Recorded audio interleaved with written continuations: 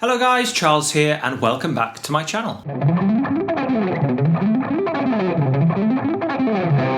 So a few weeks ago we talked about space-aged arpeggios, and all that was stacking triads on top of each other using a tritone as the choice pivot point. Now that idea stemmed from our discussion of the spicy 251s, this family of four idea, the Barry Harris concept that you should play with your siblings first, and that we should be able to move from any dominant chord to any one of its diminished relatives, which are all based around the minor third structure. So today what we're going to do, instead of tritones, is we're going to stack these arpeggios using minor thirds. So I'm going to break down the first idea here so that you understand how I've constructed these patterns, and then I'll just demonstrate some of the other patterns I've come up with and show you how this looks 3 notes per string as well. So hopefully by the end of this video you'll feel quite confident using these shapes, and we'll also discuss where to apply them. So for all of these we're going to be using the triads of C major and A major.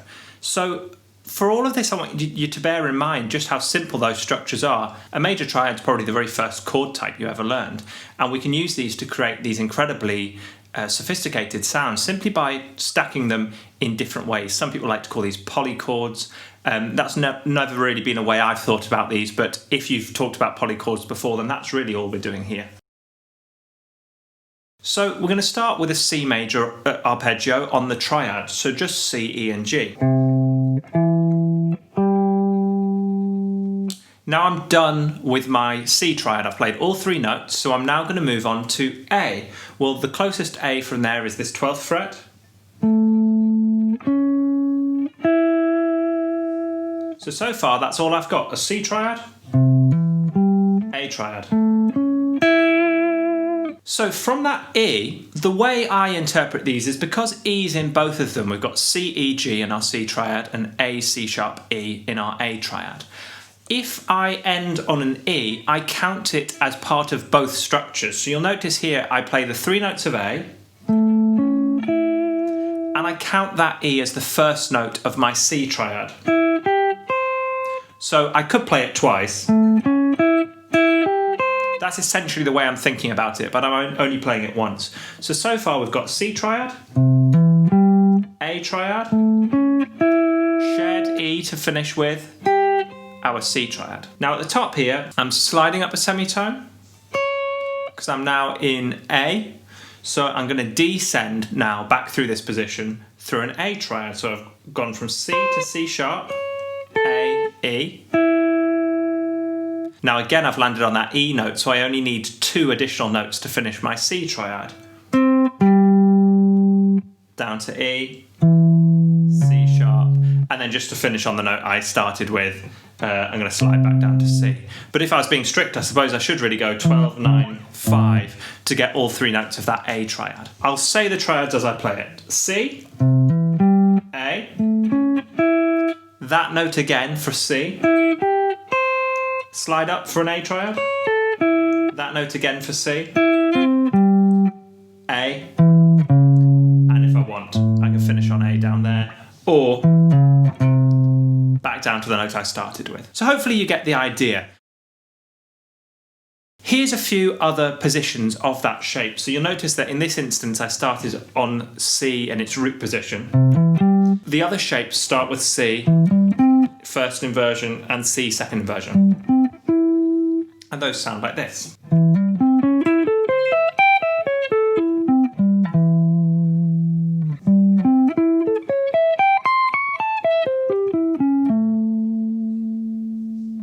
So that's C and A in 3 different positions there, always starting on a C triad in root position, first inversion, and second inversion. Now before I break down that shred thing you saw at the beginning of the video, let's just quickly talk about the harmony we've got here. Well, we can think of this as, in terms of our family of 4, we can think of this as C playing with its sibling a minor third lower, which is A. So if we think of it that way, we've got C obviously, and then the A would be a 13, so we've got C13, the C sharp, which really should be a D flat, would be a flat 9, and then we've got another E.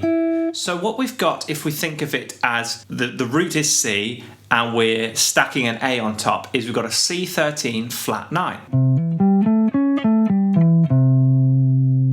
Which is a pretty cool sound. Now, if we flip that and we think of this as an A arpeggio with a C arpeggio stacked on top. So from our A arpeggio, we've got A, C sharp and E. Now we've also got E in the C triad, so we can ignore E again. We've got G and C. Well, G would be the 7th. So we've got an A7, and C would be the sharp 9. Really, it's not a C, it's a B sharp.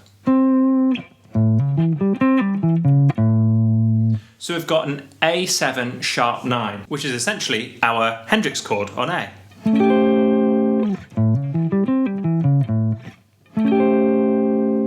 So if you think of it as the root with the triad a minor third upwards, which is A with a C triad stacked on top of it, then you end up with a Hendrix sound. If you think of it as C with the minor third below stacked on top of it, so C7 with an A triad stacked on top of it, you end up with a 13 flat 9. So a 13 flat 9 is this sort of sound. C13 flat 9, you can play this kind of D chord shape on the 9th fret with a B flat underneath it, gives you this. Over C. Kind of C altered sound.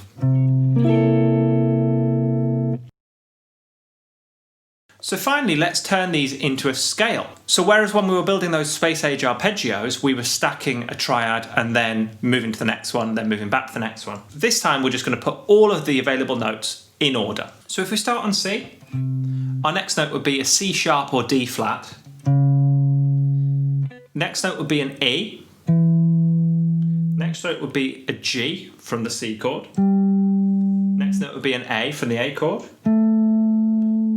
Another C, C sharp, E, G, A, C, C sharp, E, G, A, C, C sharp, E.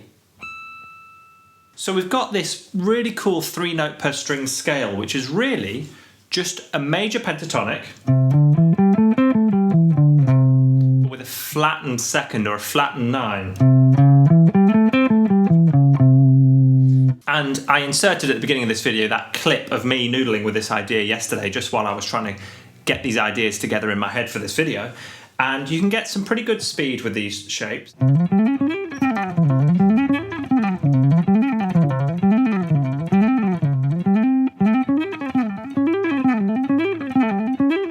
So that clip you saw at the beginning was me just noodling around with this shape. So it's quite easy to get up to a good sense of speed with these. Obviously, I only came up with these yesterday, so they're going to require quite a lot of work. But you want to make sure that you work probably on string pairs first. So the first string pair.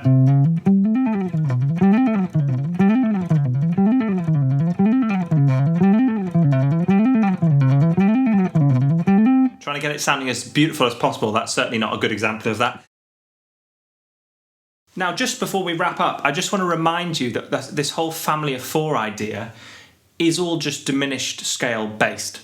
So although shape-wise on the guitar, like I say, this is like a major pentatonic with a flattened 2, what this really is, it's the diminished scale with a few notes missing. So the way I like to think of this is it's like a sculptor.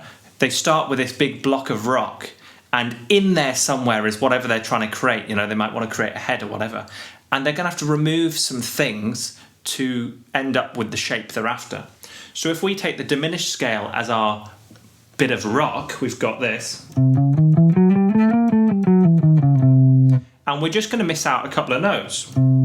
Miss. Miss the next one.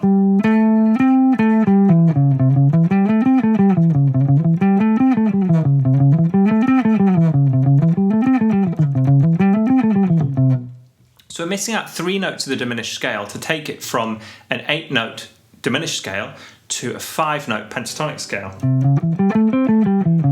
Instead of...